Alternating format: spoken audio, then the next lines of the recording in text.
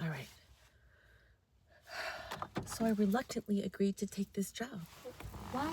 Because I thought, I don't know, maybe it would be healing. Maybe it would be healing to go back to where I was unfairly fired abruptly and stolen. All my patients were stolen from me. You don't understand how I work. I freaking love my patients. I lose sleep at night knowing that maybe like their temporary might not be feeling right for them. Okay?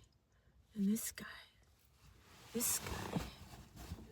he had it with me because I had missed a few days of work because I had stomach problems. Instead of talking to me about adjusting my schedule because it was stressful and a lot on my plate, not being paid enough, of course. Instead of that, he just fired me because I offered to help someone that made her uncomfortable. For offering to help, that was the straw that broke the camel's back, right? Got fired for that. And so now I'm texted a message from this guy. He's like, please come work here. I'm like, I was fired there. I don't want to be there. And he's like, I'll give you a second chance. I'm like, I don't want a second chance. I'll give you a second chance. I didn't say that, but he convinced me through the text. I was in a good mood. I felt like I needed money in the moment. And you know what? I keep doing this. I keep giving myself worth some sort of monetary amount. I'm like, oh, okay, $35 an hour plus benefits.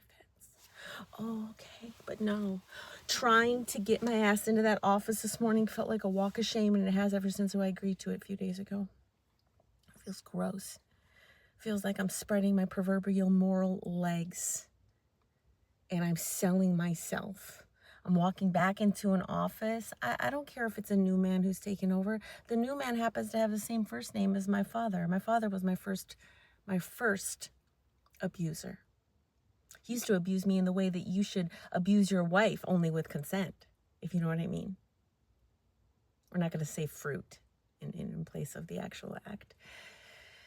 It's abuse. It's abuse. Phallic abuse towards a baby. And that guy happens to have the same first name as my dad, the guy who took over this office where I was unfairly fired 3 years ago. And I have kept my sobriety. I've kept my alcohol-free life going. I've kept myself out of jail. I've kept myself from hurting myself and others, though it's difficult because I know where my rapist lives, the one who drugged and assaulted me in January of 2020 as I was working as a professional nanny in the Studio City region of the valley.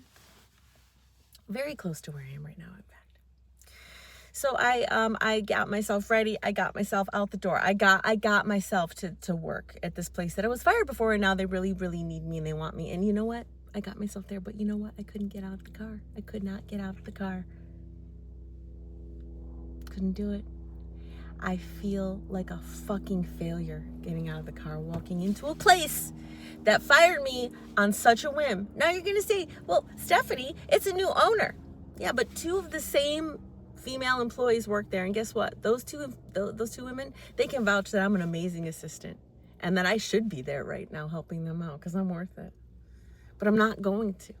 Because I'm not going to put my body and my mind, my emotional sobriety in a place where they can just allow me to fall in love with my patient base again. Allow me to fall in love with the state-of-the-art office, the beautiful lighting. The golden hour light comes in the window. It's a freaking beautiful office, you guys. I should be there, right? No, I shouldn't. Because I'm not going to allow a man to control my joy. And if I allow myself to rely on his income, rely on his patient base, rely on the place of employment, then I'm giving him power. And no to the patriarchy. I'm glad I stood up for myself today. I feel happy I didn't walk in those doors for $35 an hour plus benefits. You know what I care about? I don't care about money. I know y'all do because you live in fear. But guess what? I have a credit card. It'll float this blonde, skinny American hoe till the day she dies if she wants to juggle it. Y'all just working yourself to death, hating yourself. I'd feel better about myself if I swung my naked ass on a pole right now for dollars. Because I'm in control of that. I call the shots. Now, my therapist, I told her I don't believe there isn't any empowering sex work. And you know what? I was wrong. I was wrong to my therapist. I was wrong. I'm in a new level of understanding the empowerment. Because even if I make $100 an hour there as a hygienist, I'm still controlled by the dentist who owns it. And I swore after I was fired by this place that I was not going to work for a man again. And in the text thread, I let this guy coerce me into the idea of working back there again. And you know what? My codependent self, it fell right into it. If I was drinking back in the day, I would have fell right into it. But I'm not drinking, and I still fell right into it, because that's how the codependent, the very needy, the abused, codependent, parentalized early, abuse survivor behavior is. We might not be drinking, but we might be people pleasing left and right, even though we know we should not be.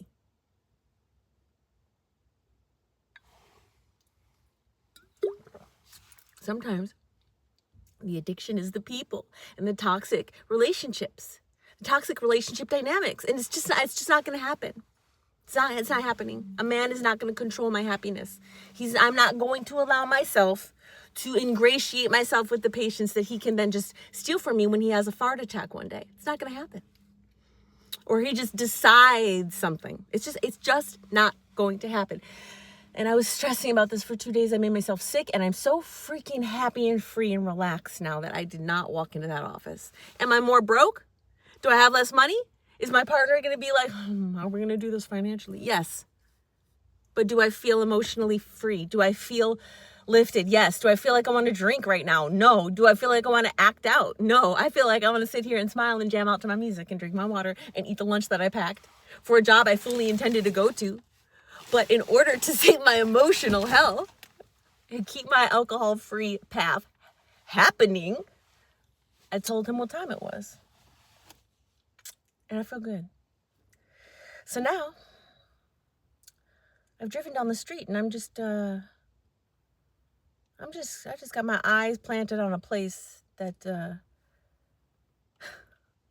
has some significance to the whole story. I'll leave it at that. I'll divert my attention elsewhere today. It's my time. Once you overcome alcohol, almost kill yourself with a drink, and then decide not to, and how ridiculous that is, a libation. Once you overcome that, you realize your time is the only beautiful gift that's been given to you, really. Without the time, you have nothing. So I'm going to spend my time the way I want it today. Patriarchy is not going to control me. I'm going to control it. I'm going to keep my eyes planted here. And if dude still owns the real estate, I'm just going to follow him around just to make him feel uncomfortable. But I got my incognito glasses. Okay.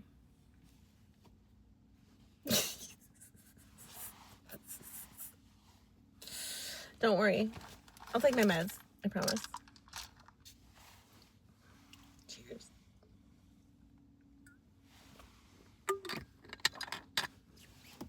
Cheers.